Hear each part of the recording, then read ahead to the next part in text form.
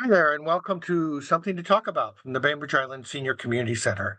I'm Reed Price, and I am very happy to have Barbara Lawrence from the Suquamish tribe here today. She and Ann Lovejoy are going to be leading a presentation. Barbara has put together some wonderful material about the importance of cedar in Suquamish history and present.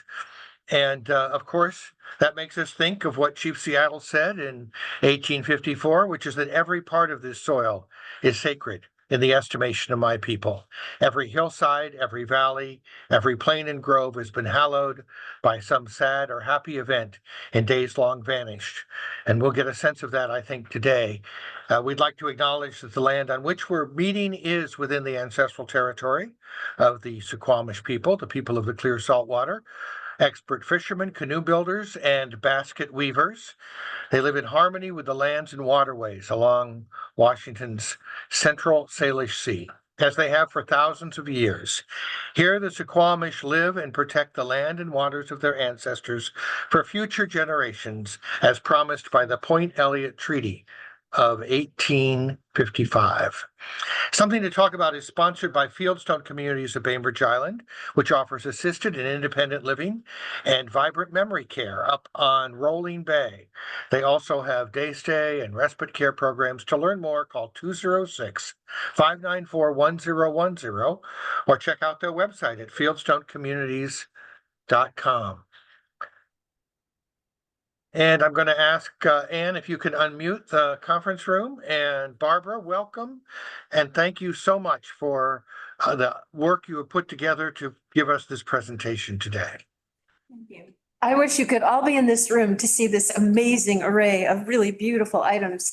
And Barbara, we're so grateful every time you come and tell us, I want to say stories, but history stories. It's always so fascinating. And this time, this is a real hands-on experience, right? Yes. So I hope as we go through this, we're going to have a short video and we're going to have some pictures.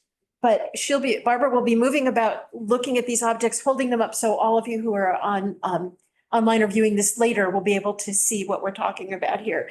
But this array is outstanding. It's just beautiful. So where would you like to start?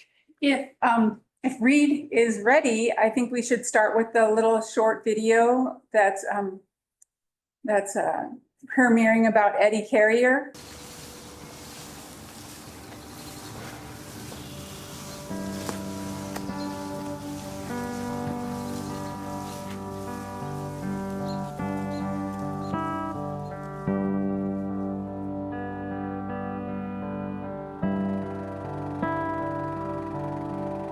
There's quite a difference between a basket maker and a basket weaver. A basket weaver buys fibers already prepared, but a basket maker has to go out and collect the pieces to weave the basket with.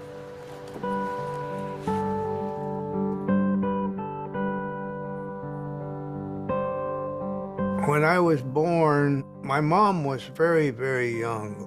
So she just handed me over to my great-grandma, Julia Jacob. Julia Jacob was, as far as I was concerned, the most wonderful lady that ever lived. She knew the language, the foods that we could collect up here and eat. She knew the basket weaving. She would tell me to go out and collect the cedar limbs. She used to tie this basket around my waist and tell me not to come back until it was full of huckleberries. And the basket, so this is at least 200 years old, yeah. She just passed all that knowledge to me, not in a school way, but by doing and me observing and watching.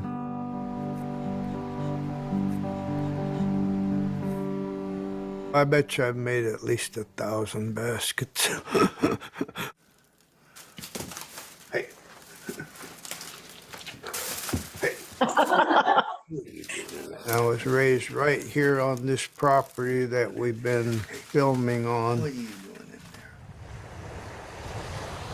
there? The Suquamish people have lived here for evidenced up to 8,000 years. I always had an urge to weave like my ancestors did. And when I'm struggling with a weave, I can actually feel those ancestors around me and helping my fingers.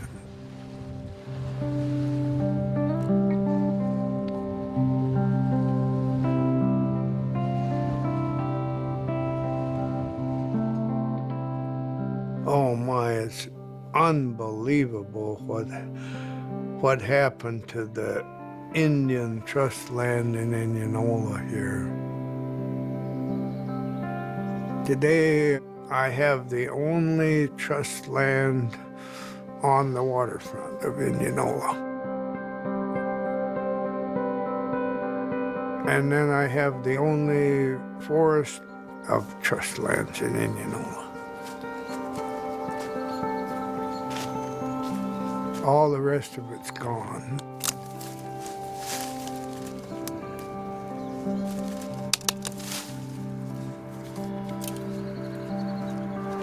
Yeah, I planted all these young trees here that you see 15 years ago.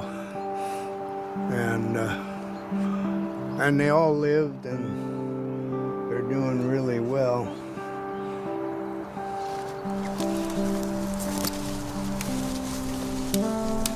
When Julia passed away, I realized that if I don't weave these baskets, they're going to be completely gone, and that culture is going to be lost. This is just a small little miniature clam basket. You're taking your root and you're winding around the warp and coming. For Ed to be able to teach these things is really important because we have lost what our ancestors knew. So is this going the right way here? Yeah. Because we're going the opposite? You're going the opposite direction there, and you're getting. We can't afford to lose any more. Nice and tight as you.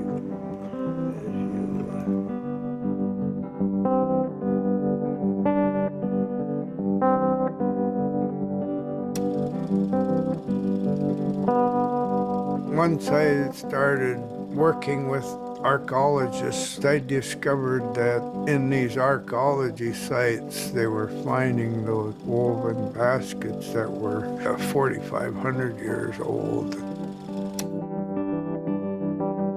I can weave that basket and use the same fiber that they used. And that really excited me. You know, they're still not completely gone. You can't hide that knowledge. You gotta get it out.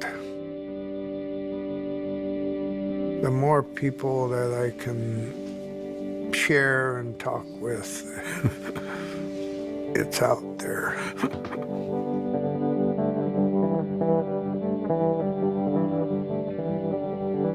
When I inherited the land, my main goal was to use it in the right way that the chief, he would be proud.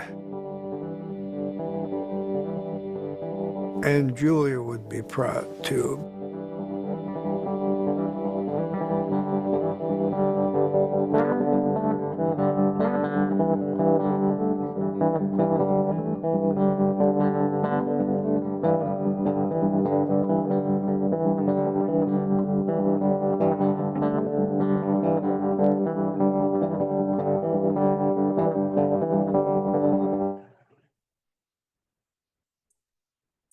think that sets the tone for what we're talking about today. And while I mostly do hats, I also do headbands, and I'm a little bit of basketry, but like Ed Carrier was saying, who is cherished elder in our tribe, is that there's a big difference between a basket maker, which is what Eddie is, and a basket weaver, which is what I am. It's hard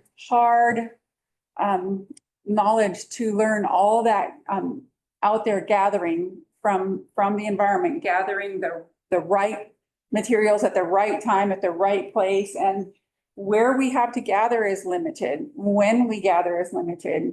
You know, you have to have permission on somebody's property, or have a permit on state land or federal land. And then non-Indians who own most of our land, they need to know what's important to us. And maybe they have no problem inviting us at the right time, in the right season, for us to collect. But if they don't know, if our allies don't know what we need and when we need it, and you know, that we don't harm the environment when we're gathering, then they can't possibly.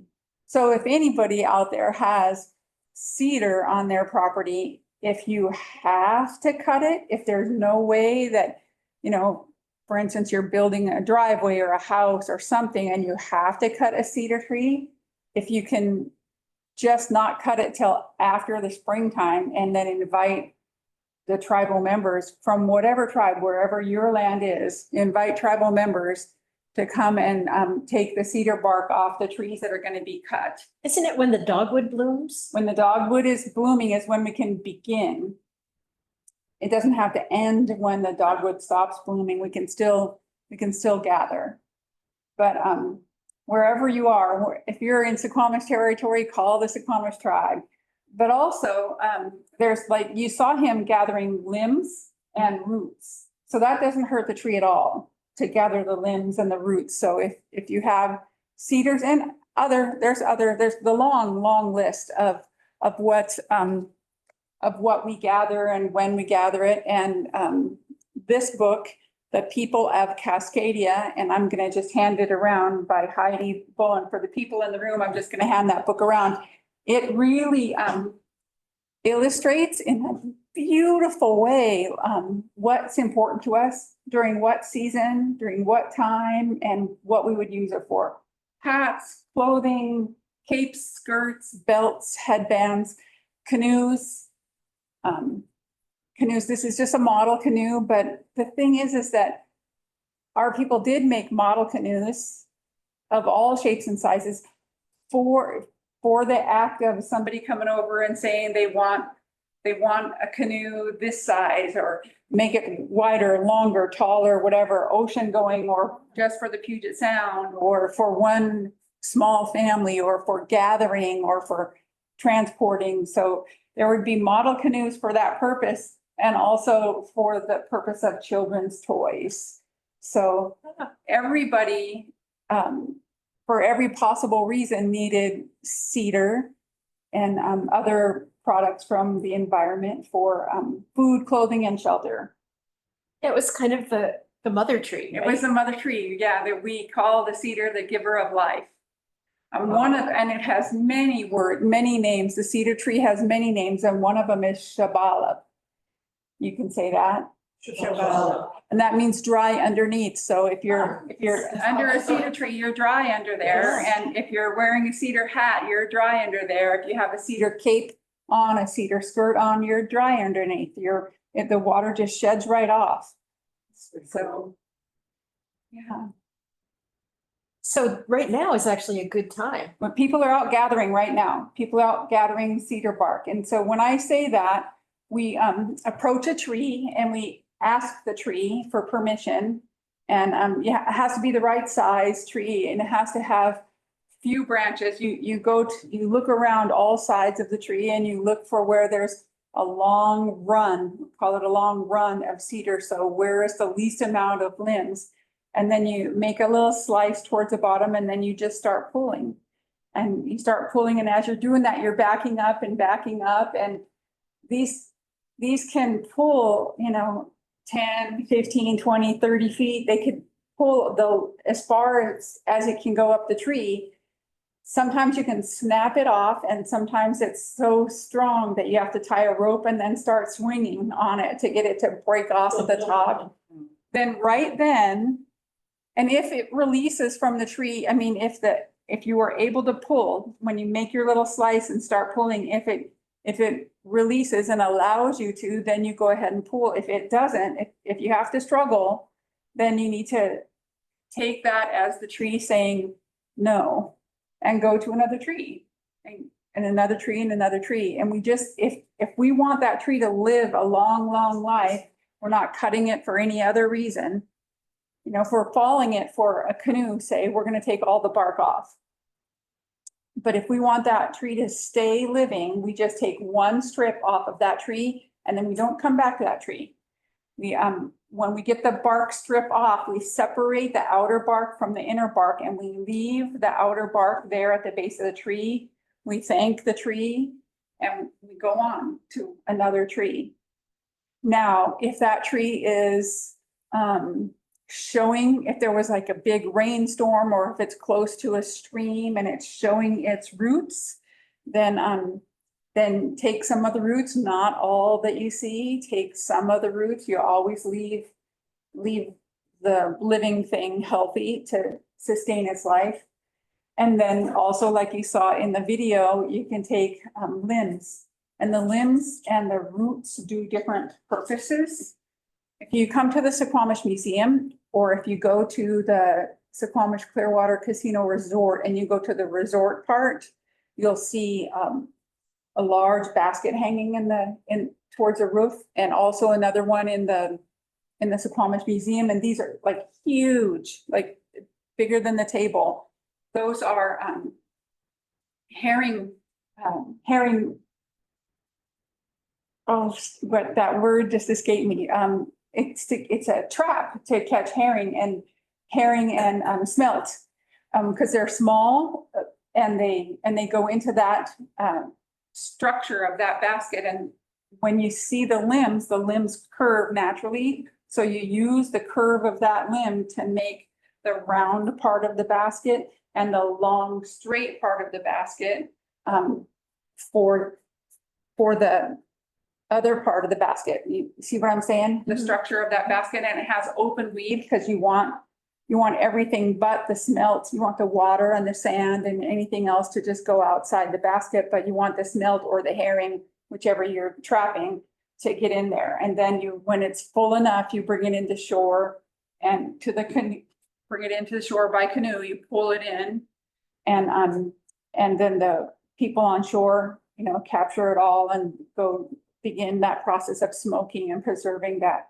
herring and smelt. So roots and limbs are as important to us as the bark, and as important to us as the wood of the tree. I mean, the whole tree gives and gives and gives to us in so many ways. So what are the roots good for? That structure of the basket, and of several baskets, the roots can be split and split and split again. And that's something that Eddie is very, very talented at, and basket makers, as opposed to basket weavers. I'm not worthy. They are basket makers are a full nother level. They can take a root and split it and split it and split it, and then those can be woven around. Those become the structure that I don't have an example of that kind of basket here with me, but they become waterproof baskets, because they're coil baskets and they have design imbrications on the outside. You're going to come across it in that book, People of Cascadia. And it was one of the baskets that when Eddie said, my grandmother, his great grandma tied it to him and said, don't come back till it's full of huckleberries. So that's one of those hard coil baskets. So that, and they become hard coil because the structure is the roots that are split, and then they're woven around, and then another one, and they're woven around, and then another one, and they're woven around. So they become, when you pick them up, they're hard. They don't move at all, and they're waterproof. Well, when you think how small huckleberries are, it has to be very tight mesh, right? Yeah, they're not worried about the juice coming out. It's worried about, sir, also those same type of baskets are used for cooking. So, and what I mean by that is there will be a fire and there'll be rocks in the fire, and you take the rocks, you put clean, fresh water in the basket, and then you drop the hot rocks in. And as they cool down, then you take those out and then get more hot rocks, and you keep doing that process. Take out the ones that cooled, put the hot ones back in until that water is really hot. And that's when you drop in, your dried elk meat or your dried fish or your whatever, and your wild potatoes and wild onions and all that. And that's how you make your soups and your stews, is in that. So the basket itself isn't in the fire, but the hot rocks from the fire go into the basket when it has water in it. Now, eventually that abuse, which is what the hot rocks dropping into it is abuse. So the bottoms will become unstable and they'll have to be maintained. They'll have to be fixed. And our people were really, really good at reweaving a broken basket, or carving a handle on a canoe paddle or what have you. So that making and mending is Making and really deep in mending, the culture. all those R's. Yeah. Reduce, reuse, recycle, repair, restore, all that, it's all the R's were, already in our culture, thousands of years before hippies came along, We have some people here who are part of zero waste, and it always, when you talk, I think zero waste is what you people were all about, right? The Yeah. culture of respect, renewal, and as you say, all Yes. those R's is like, I wish that it was broader. I mean, all around the world, because that is ultimately very sustainable. It really is. And only taking what you need instead of everything you can get, Can you hear her? Can you hear our guests when they speak? Okay, good. So, that's like some of the earliest messages I ever learned from any of our elders was only take what you need, only eat what you can, always leave some for the future in every way, whether it's clam digging or fishing or berry picking or whatever it is,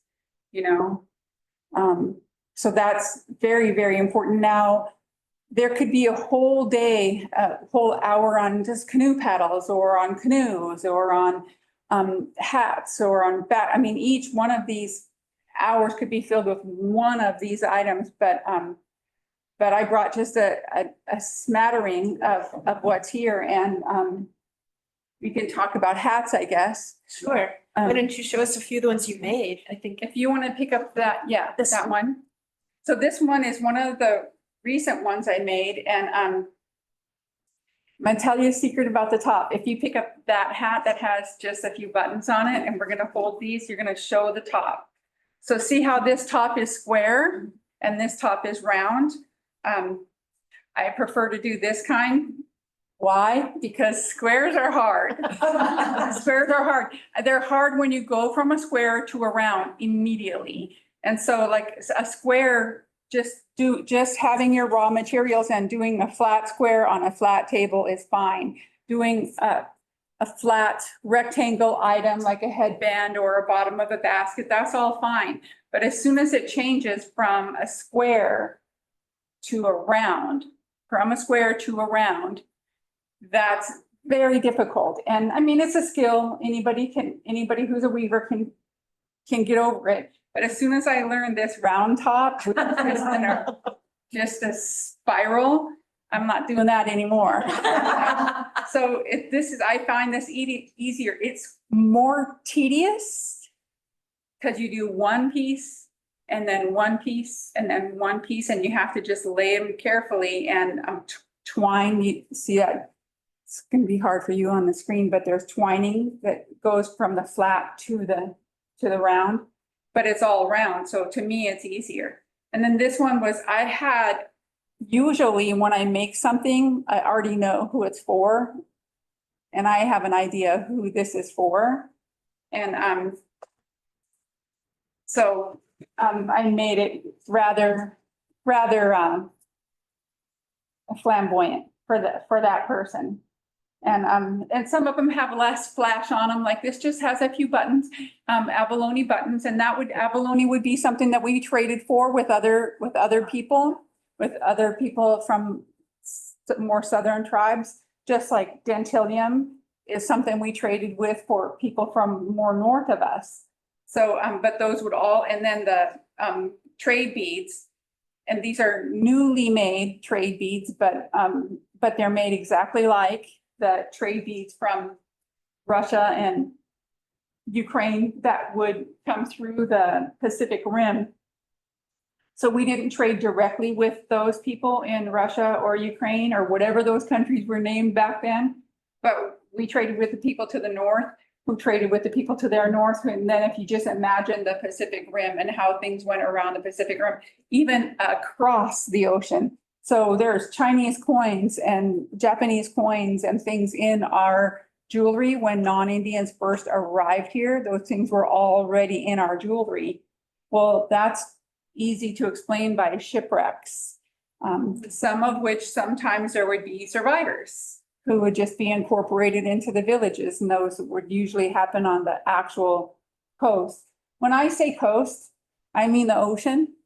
And if you're from Washington, you get that, you know, we're from the what's called the Puget Sound, and but the native people here are in the category of Coast Salish. We Suquamish people are part of the Coast Salish group of tribes, which is a geographic designation, which is different than the ocean coast. Some of them are incorporated with us and some of them aren't. So that map is inside that book that's being passed around, the people of Cascadia, that map that shows you who and where that is. So, so this one also has yellow cedar. So the hat is made out of red cedar, but the trim is made out of yellow cedar. And it's obvious when you see those, and I try to always use yellow cedar on the tops of where I change when I transition from the very top to the round part of the hat. I try to always use yellow cedar. It's harder to come by. It's and because I buy my materials, because I'm a weaver and not a maker, you pay a lot of money for a little bit of yellow cedar. And so that's why you want to use it in very specific ways. And it really does smell it different. really does smell different. I had my car full of some yellow cedar, and the person that I bought from was retiring, and she said, I want you to come up and get all this leftover yellow cedar. And I go, I think I can do that. And I have a forerunner. I had to lay the seats down and had these containers full of yellow cedar. And I was like, oh, the smell, my car smelled so good for so long because of that yellow cedar. It's the ultimate air freshener. It really is. It really is a marvelous scent. These are two different trees. Yes, yes, this is red cedar and this tiny little trim is yellow cedar. And it's more like thread almost. It's like thread, yeah. And when you buy it, it comes like the yellow cedar comes already, somebody's already made it like that for you. Yes. Yes. And that's why it's so very, very expensive. Right. It's somebody trudged out in the woods and found the right tree and just took one piece and then went to another tree and then went to another and did all the separation and all the soaking and and that's another thing is when you get the raw cedar bark off the tree, then you hold it, you wait for a year before you use it. So when I buy something, it's already been somebody a year ago or more, longer ago, did all that hard work of going out and gathering it. And I have gathered cedar. I have done that. And I'm not saying that that's too hard. It's that, you know, when you get a certain age, certain things happen. Like for me, it's imbalance. I can't walk on uneven ground. I will fall down. It's not if I will fall down. And then how hard you land and what you're willing to, how long you want to be in a cast or have surgery or whatever and not be able to do anything. So I'd rather now pay for that. And sometimes I trade for it because natives love to trade, love to trade things for. And then sometimes I'll have grandchildren who will go out and gather the raw cedar. And then I'll trade somebody who has the skills where they turn the raw cedar into the weaving materials. Now, is it other people besides basket makers that get some of this material ready for you, or? I think only people that do that are basket makers. Okay, I don't think anybody else would it's not, oh. go through all that I see. and not be a basket maker. Gotcha. Right, So there's hours of work in each strip, really, right? pretty much. Is this the yellow? Yeah, cedar? there's And then yellow- this is So red. there's yellow cedar and red cedar in that handful. And it's real obvious when there's yellow cedar. After time, and it works differently. Yellow cedar is easier to work with. It's harder to prepare. Yellow cedar is harder to prepare by far than red cedar, but it's easier to weave with than red cedar. Is it more flexible or? Yeah, it's like when people say it's like butter, that's what I say. It's like, it just is so willing, but I only, yeah, but it's also so hard to come. It's like working with gold. You just use it So where very does it carefully. grow? North, Okay. pretty much. Do you soak it to make it? Yes, so, yes, you don't work with dry cedar. You have, over here, I have the process that I go through. I have a lazy Susan and then a hat form. So this is styrofoam. And I have several different shapes, like each one of those different shapes is a different hat form. And then you put tape, duct tape on the hat form. And then because you abuse them with needles, you abuse them with these push pins and then you start laying out your cedar. Well, you soak your cedar. So I have different things that have, like if I want to use with just a certain amount of cedar, I have my yellow cedar inside this. So when you go to garage sales, you find something that's just, like, I don't know what somebody else would use this for, but as soon as I saw it, I knew this fits in here. And then you just soak this, like I would pour hot water in here. And then in the middle, I would have the yellow cedar, which is like thread. And then around it would be the red cedar. And then that's nearby me. And you want this, I like this shallow, large, shallow thing because you don't want all of your cedar. You just want as much as you're going to work with at the time. And then when it's on the form, you use the mister, and there'd be hot water in here, and you use the mister to keep what you're working wet. Yes, I did, thank you. And I use the traditional upside down pot because you want it longer than the hat form because you're gonna do this fold down rim thing. And if you look at the hats, you'll see they're all there's a edging that is necessary to make it strong. Yeah, that's amazing. Which pass that one? So that edging requires a good, inch or two, depending on your hat to make that, to have that ready. Well, it's also gonna, like, as you work this, it'll become shorter because it's a weave. I don't know how else to say that. Okay. Do you Yeah. want this one or? Yeah, you can pass them around. You can pass them around to anybody. Please touch them, hold them, look at them, put them on, feel pretty, get your picture taken. These are, please do. Now, the first hat I made was about 15 years ago for a grandson who was on canoe journey, and I didn't finish it when he left Suquamish, so I caught up to them at Jamestown and presented it in the ceremonial fashion, and it was a big deal. And then here, just a couple years ago, I needed to get a photograph, a catalog of the photographs of all the hats I made for all the people I made. And I asked him to wear it and take a picture of himself and send it to me. And he took a picture of himself holding it. And he did that because now he's 24 and then he was a kid. And so he said, it's too small for me to wear, Kaya. It hangs on his wall. And so just a couple weeks ago, I made a new one for him. He had no idea.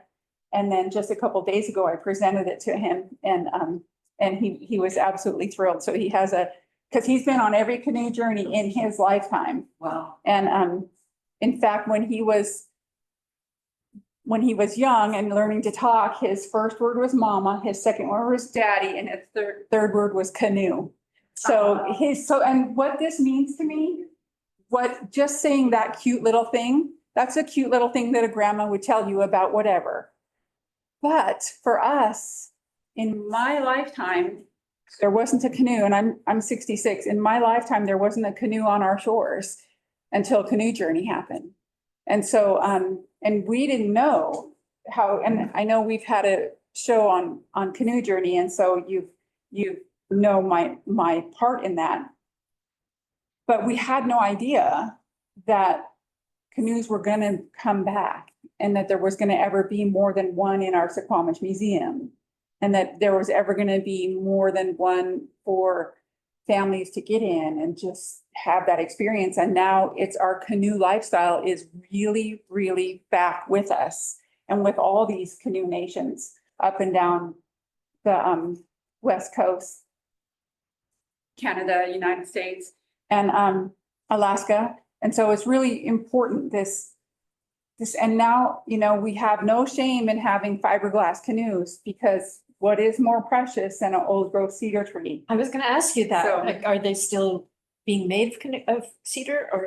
There are still canoes being made of cedar, but there's absolutely no shame in having a fiberglass canoe that's modeled on a true canoe shape. Because, you know, we, of course, natives think about that. Of course, we're worried about how many old growths there are, where, and you know, what's to come of them. So we have more than one in our tribe. I'm thinking we have 3 or 4 fiberglass canoes in our tribe, and then however many, I lost count, how many. I was just gonna ask you. I don't know, because we have race canoes. Now, the race canoes are usually laminate, Uh-huh. and we have no guilt or shame about that either, again, because of the treasure that old growth cedar trees are. May I ask, is this abalone? That is abalone. So it's wood onto it? It's ribbons of, so that is ribbons of abalone that come in sheets. So someone took the time to turn abalone into sheets, and then we buy them and then we slice them ever so carefully into the width of the cedar that we're working with. And then, so there's still cedar under there. And so glue is involved in that process. So this dark would be cedar that's under the abalone? Is that what you're saying? The abalone I can see on this side, and then it's dark like that Under the hats. on the back. Yeah. So no, this black is cedar that's been dyed black. So there's red cedar, there's yellow cedar, there's abalone on top of red cedar, and then there's red cedar that's been dyed black. So this has a lot going on in it. This is made for my nephew, who's a very tall person, and he's a DJ, and besides being a DJ, what he does for his real life, you know, I mean, he probably considers being a DJ, and they call themselves different now, streaming music or something.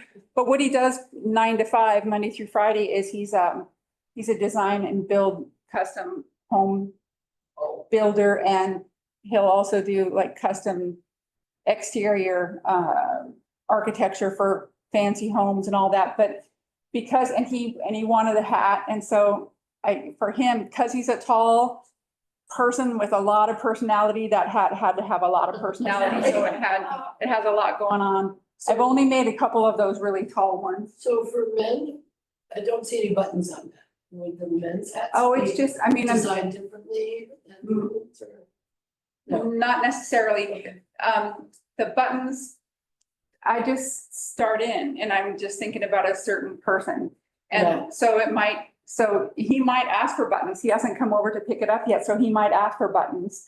And no, I just think of somebody, and when I'm making a hat, almost never do I complete a hat without knowing who it's going to? Although I have made half a dozen for myself and I'll be wearing it and I'll come across somebody who It fit. I just put it on them because of their life or their, they've accomplished something or mean something to me in my lifetime. And I had a hat that I knew, I'm keeping this hat for me. It's all about me. This clearly is my hat. And I'm going to wear this hat and I'm never going to give this hat away. And then somebody who was, when I was a young mom, and she was a older mom than me, but she had 3 when I had 1. And she knew all this stuff about being a young mom that, my mom didn't know. Like my mom wasn't allowed to nurse her babies. And, so there's a lot of stuff that I needed advice from. And this woman was right there with me through all that, which my mom was a really, really good mom, but she was not allowed to nurse her babies. So this woman was there for me through that. And I came across her and I took my hat off and put it on her. I mean, that's a really important part of your life. And and when I was young, I was poor, and so this, it's not like I'm wealthy now, but I had a hat and she didn't. And she said something, I always wanted a Cedar hat, and I just took it right off and put it on her, and she deserved it. Now there's also toys. So, One more question about the hats. So I noticed that they tend to go up into this, it's not a head shape. It's almost like a crown shape.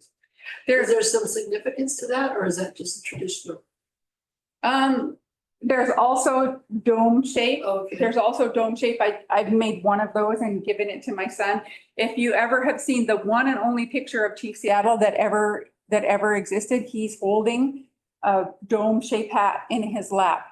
And so that is absolutely one of the shapes. They come in all shapes. If you go to Canoe Journeys, you'll see many hat forms, shapes and sizes, and really tall ones. Those people up in Alaska, northern Canada and Alaska, they'll add knobs on top for how much knowledge somebody's gained. And you'll see people with a knob on top of a knob on top of a knob on top of a knob. Those people are very wise, to be able to get that happening. So, and that's just their, that's something that's a cultural indicator in their way. What about the hat you're wearing? Yes. This one is made by Toma, and this, I'm gonna pass this around. I added the buttons and the bead and the feather. This one's as you have already handled mine, you're gonna see Toma Villa's hat, and he's a phenomenal artist, and I've taken classes from him, and none of mine are as tight as his, and as elegant in how his work is. It's spectacularly precise. And now he's also, you might also know Toma Villa as a mural artist and a carver. He does all kinds of things. Well, so that I aspire to that type of weaving, and someday I might get close, but I'm a long ways off. It's really smooth and, do you know what kind of feather this is? That's an eagle feather. It is. The reason I put beads on top, something on top of all the hats, and that one just doesn't have it yet, is so that these are all going to belong to natives, and so that a feather can be attached, and it's up to them to attach their feather. While I traded Toma Villa for this one, I had a Cowichan sweater that I traded for that hat, and it actually belongs to my daughter for when she graduated school, and so that's hers, and she left it with me because she's one of those that's still moving about. She didn't want to lose it in a move. She goes, as long as until I settle down, you get to have it and wear it and keep it safe. So he's a phenomenal artist. I did want to talk about other things besides the hats. Okay. There's headbands. Now the hats are what we would call traditional. They would have been in our culture for thousands of years, and so are the headbands. And So headbands are, just if you just don't want a hat, or if you just want your hair out of your face, or you're doing hard work or whatever, headbands, but also headbands can go inside hats.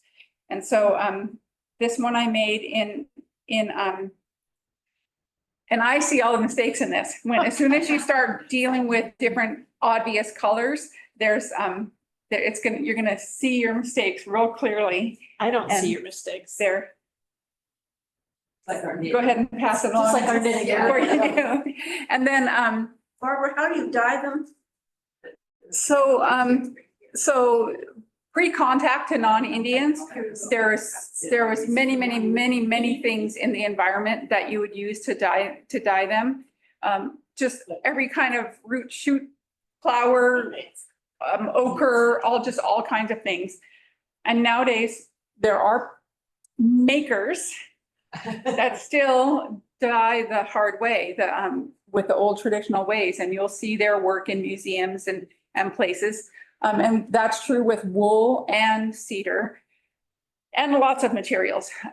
But then there's also the traditional RIT dye. And so I know that RIT dye was used for that dye and for this dye, because I traded for those materials from the makers that used them, that made those. Then, let me see. Like this one has orange. So let me get my glasses here. Then there's different materials that you use.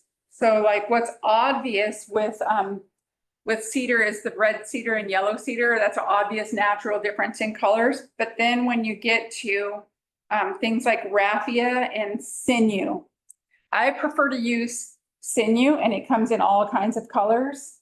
And then there's raffia that comes in all kinds of colors. So there's raffia on the top of this basket, and red cedar for the base, and red cedar around. And there's also, but the rest of this is, I think the orange and black is sinew, and then raffia on top and raffia on bottom. So sinew from animal? Or Well, you can find that. But there's also imitation sinew, which okay. is easily bought in craft stores. And what I use, if I don't have yellow cedar, I'll use sinew.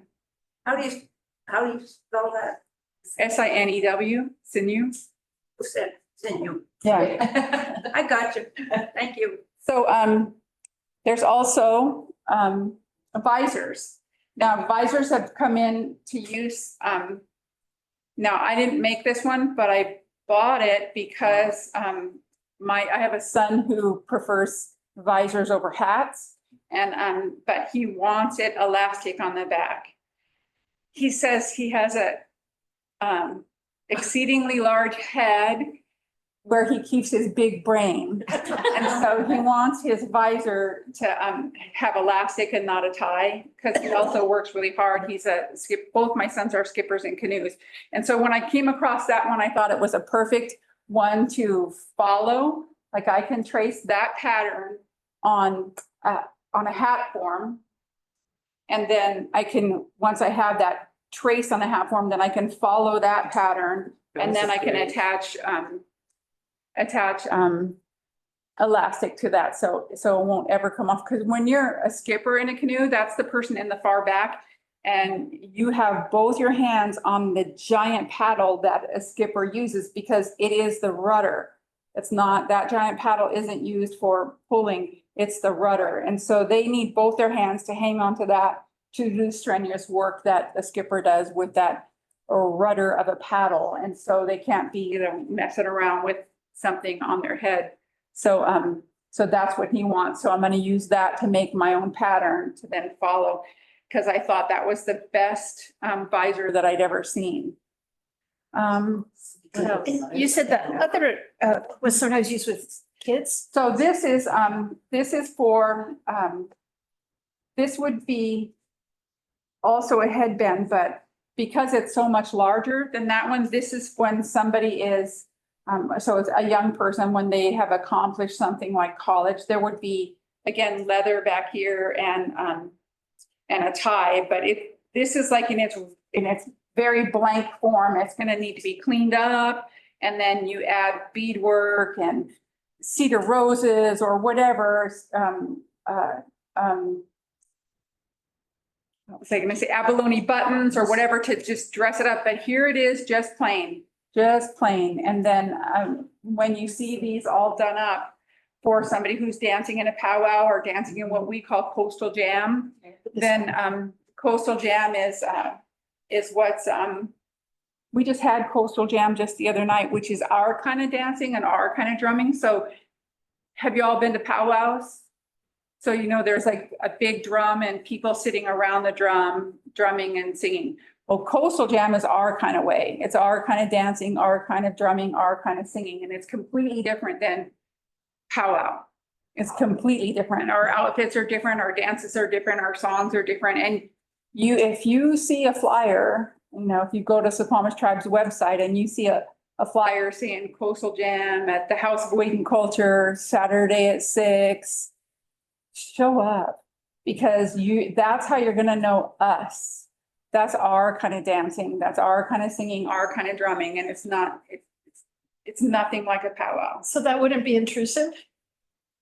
If you see a flyer from the It's okay. Suquamish Tribe, you have been invited.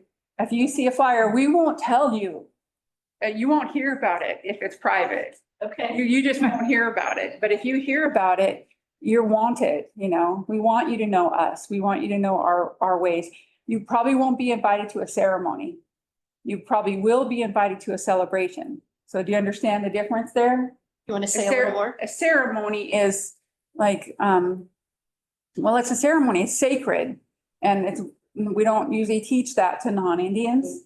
You'd have to be really close to the family to be invited to that. And then a celebration is that, it's a celebration. It's canoe journey, it's Chief Seattle Days, it's whatever it is, it's a birthday party, it's a something, it's a celebration. And that's where you'd be invited. So what kinds of circumstances would you want to have a ceremony? So there's where I'm gonna stop talking. Because then that's the stuff we don't talk about. Right. So that's the stuff that we, because it was made illegal and against the law and punishable by prison and confiscating of all our things for so many years. So here's where I get serious. Until 1978. Until 1978, and I'm gonna say it again, until 1978. Our ceremonies were against the law. Oh my God. Where if we were having a ceremony in the privacy of our home and the Indian agent or a military official or a Catholic priest showed up, we could be arrested and everything on the premises confiscated. And that's how we lost all our stuff that ended up in the Smithsonian or in the Catholic Archdiocese or in the military museums or in the Kitsap County Historical Society or the Burke Museum. That's how we lost all our stuff. And that's how we lost a lot of our religion and our languages and our culture and our history, because it was against the law and punishable. For anyone else in the United States, for any other religion, it was okay, freedom of religion, except the indigenous people anywhere in the United States until 1978. Until 1978. And I'm going to keep saying this until 1978. So in my lifetime, in my daughter's lifetime, it was against the law. And so anytime we get an opportunity to learn any of our ceremonies, our songs, our dances, our regalia, our making, any of our making, then we're going to hold it tight, Will I teach a non-Indian how to make a hat? No. Can you learn? Probably. Somebody will teach you, but I wouldn't do that. There's not enough cedar, it's not enough to go around.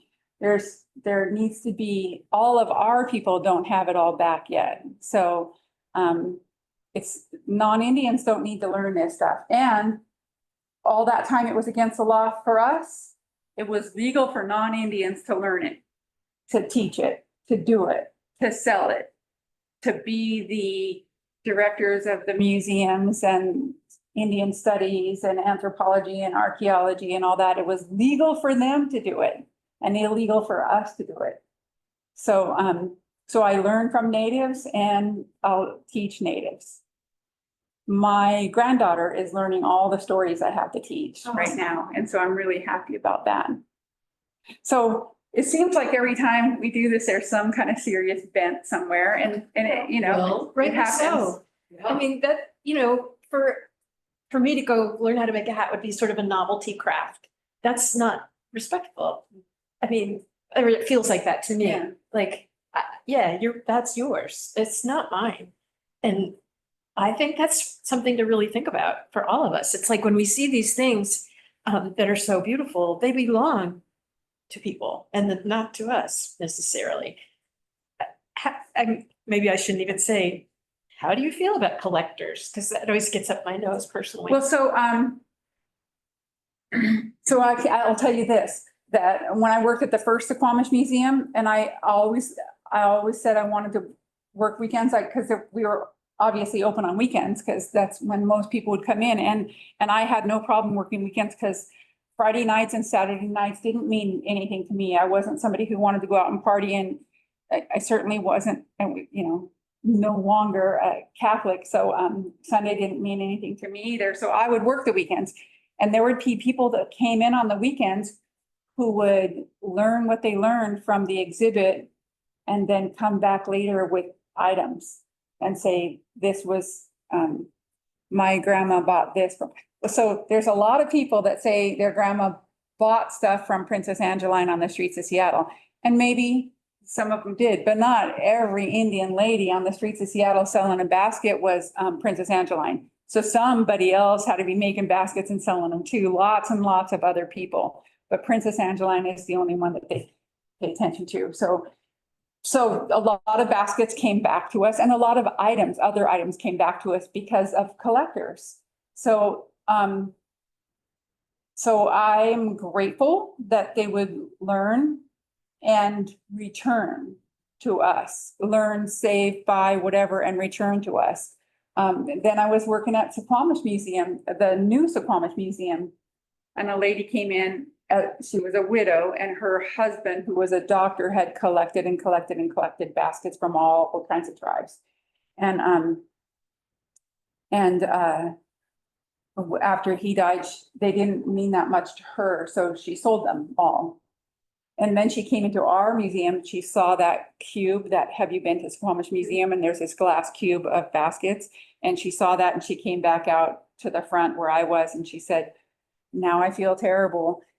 She goes, because I sold all his collections to, you know, sold them all off, you know, and she goes, now, but I have to do something about this. I'm going to donate this giant amount of money that the sale of those baskets made to your museum. And now she didn't have to do that. Right. She did not have to do that.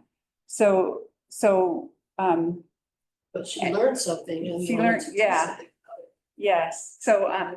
So collectors are, and some people collect only to return it to the tribe, you know, to whichever tribe. Some people are out there doing that amazing thing, buying something because somebody else is going to, and so then they'll send it to whichever tribe that is. We are at an hour mark, and I want to try to keep it. Can I ask you one more thing though?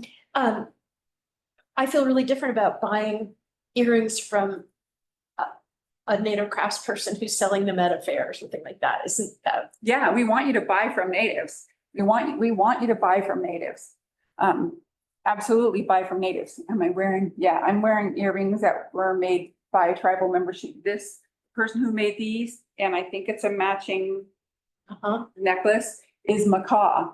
She's a Macaw woman who's very talented, and she works for the Suquamish tribe. So whenever she puts a little notice out, I'm down here at the front desk selling, you know, I run over there and get whatever I can afford to get.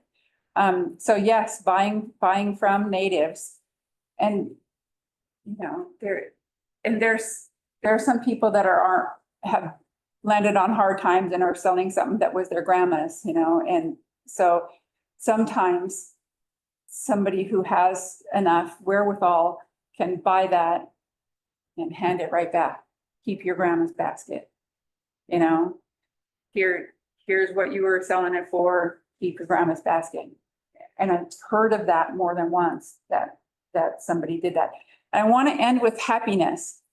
There was all kinds of toys that our people made. Model canoes were not only did canoe makers make model canoes so that the people who wanted to pick out their car could come look at and say, yeah, something like this, but only for a small family, or something like this, but it has to go in the ocean, or whatever. You know, they have all these different shapes and sizes of canoes, and there's the models, but they also were toys for kids.